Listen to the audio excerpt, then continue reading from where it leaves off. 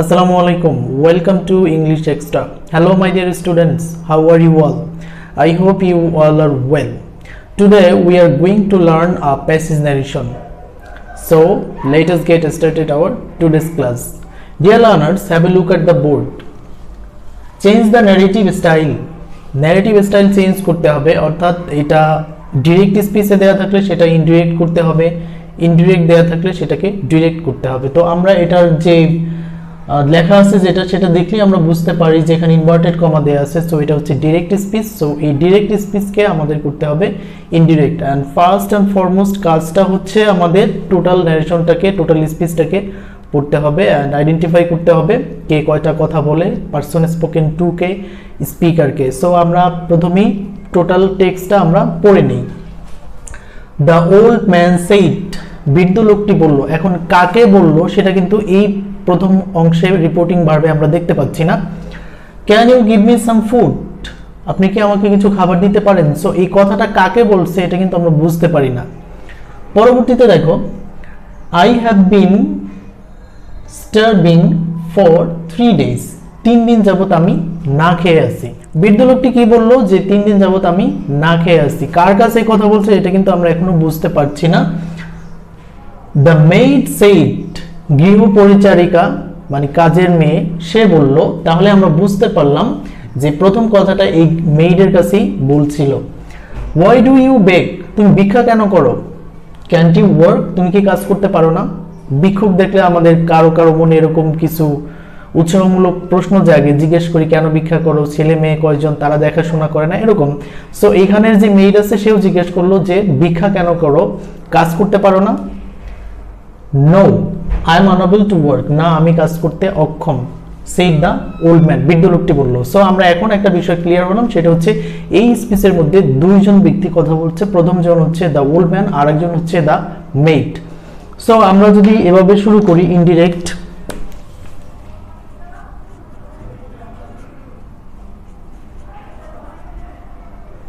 খেয়াল করো প্রথম সেন্টেন্স যেটা সেটা হচ্ছে can you give me some food. এটা কি সেন্টেন্স?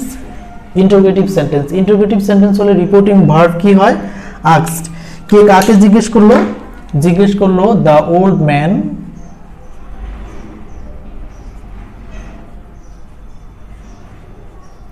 রিপোর্টিং ভার্ব আস্কড, কারণ ইন্টারোগেটিভ।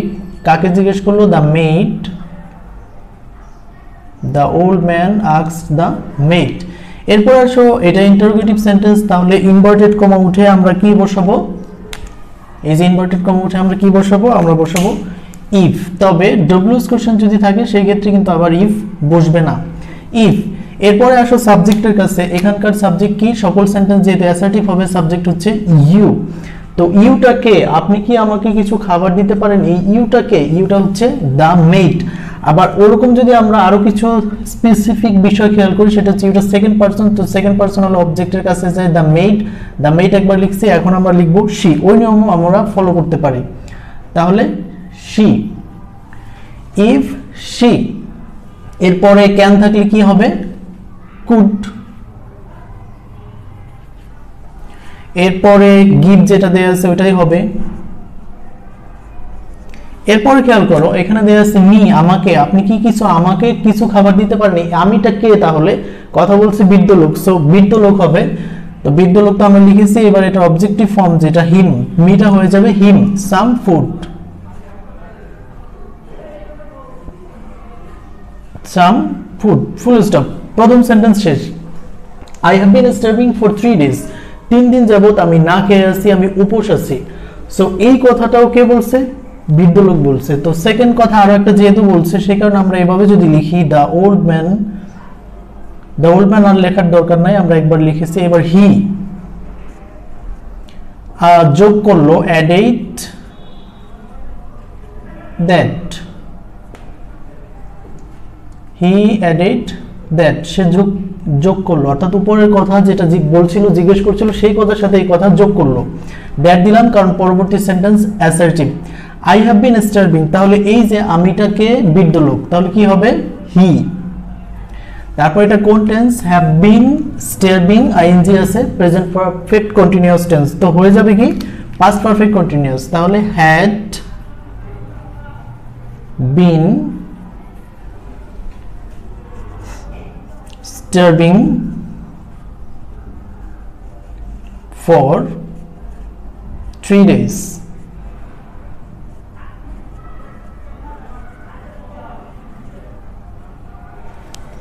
এরপরে এই বৃদ্ধ লোকের কথা আপাতত শেষ। তারপরে দ্য মেইড সেড, মেইড বলল, গৃহ পরিচারিকা বলল, হোয়াই ডু ইউ বেক, তুমি ভিক্ষা করো কেন? তাহলে এটা কি সেন্টেন্স? এটা হচ্ছে ইন্টারোগেটিভ সেন্টেন্স। আর ইন্টারোগেটিভ সেন্টেন্স হলে রিপোর্টিং ভার্ব কি হয়? আস্কড। এবার তাহলে আমরা যেটা লিখব, the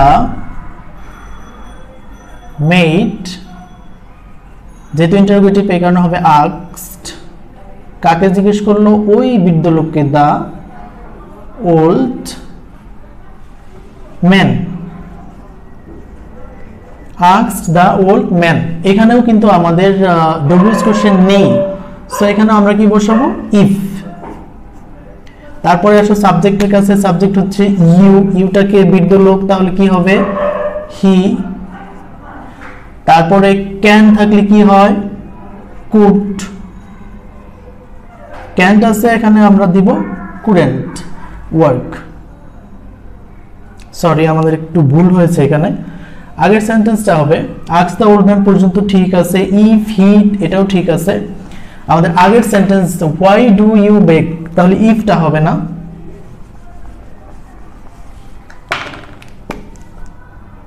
why do you bake, তুমি ভিক্ষা কেন করো? তো এখানে কিন্তু খেয়াল করো ডব্লিউএস কোশ্চেন আছে। আমরা পরবর্তী সেন্টেন্সে চলে গিয়েছিলাম, আগের সেন্টেন্সটাতে আমরা ডব্লিউএস দিয়ে শুরু, মানে হোয়াই দিয়ে শুরু, তাহলে হোয়াইটাই বসবে, হোয়াই। এরপরে একই রকম এই যে এখানটাতে আগে সাবজেক্ট আসবে ইউ, ইউটাকে বৃদ্ধ লোক, তাহলে আমরা কি লিখবো? হি।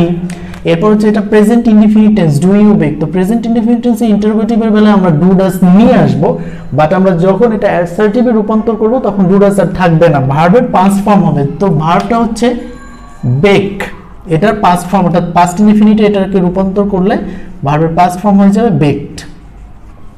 Why he baked. আমরা পরবর্তীতে আরো একটা কোশ্চেন জিজ্ঞাসা করছি, সো এটা এন্ড দিয়েও যোগ করতে পারি অথবা আলাদা আলাদা করে দেখাতে পারি, যার যেরকম সুবিধা হয়। আমরা এন্ড দিয়ে যোগ করি যদি, তাহলে এন্ড অলসো বা এগেইন বা ফার্দার জিজ্ঞেস করলো আবারও, এন্ড অলসো আস্কড হিম, এবং তাকে আবারও জিজ্ঞেস করলো, কারণ পরবর্তী সেন্টেন্সটি হচ্ছে ইন্টারোগেটিভ। এখানে আমাদের আগেই বলছিলাম যে এখানে ডব্লিউএস কোশ্চেন নেই, এই কারণে ইফ হবে। তারপর আগের মতো ইউটা মানে বৃদ্ধ লোক, তাহলে হি। এরপরে ক্যান্ট আছে, ওইখানটাতে আমরা লিখবো কুডেন্ট ওয়ার্ক, দিলাম ফুল স্টপ। তারপরে আমাদের আছে no I am unable to work, না আমি কাজ করতে অক্ষম। এই কথা কে বলছে? বৃদ্ধ লোক। সো নো থাকলে হয় রিপ্লাইড ইন দা নেগেটিভ, আর ইয়েস থাকলে হয় রিপ্লাইড ইন দা অ্যাফার্মেটিভ। তো কে রিপ্লাইটা করলো? দা old man replied in the negative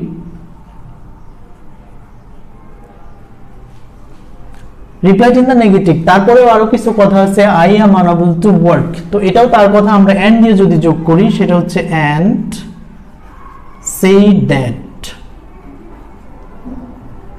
and said that দিলাম, কারণ পরবর্তী সেন্টেন্সটি অ্যাসার্টিভ। এখন খেয়াল করো আমি কাজ করতে অক্ষম, আমিটাকে বৃদ্ধ লোক, তাহলে কি হবে? হি। এম ইজ আর ছাড়া অন্য কোনো ভার্ব নেই এই সেন্টেন্সে, এটা হচ্ছে প্রেজেন্ট ইনডিফিনিট, হবে কি? Past indefinite. এম ইজ এর ফার্স্ট ফর্ম কি? ওয়াজ ওয়্যার, ওয়াজ আনএবল